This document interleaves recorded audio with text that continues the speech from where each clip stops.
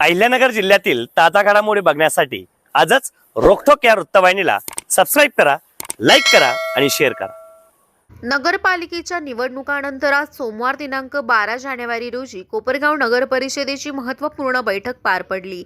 या बैठकीत उपनगराध्यक्ष पदाची तसेच स्वीकृत नगरसेवकांची निवड करण्यात आली। यामध्ये भाजपा कोल्हे गटाचे जितेंद्र रणछोड यांची उपनगराध्यक्षपदी निवड करण्यात आली असून स्वीकृत नगरसेवक म्हणून सौ सोनल अजमेरे, अतुल काले तर राष्ट्रवादी काळे गटाचे बाळासाहेब रुईकर यांची स्वीकृत नगरसेवक म्हणून निवड करण्यात आली आहे।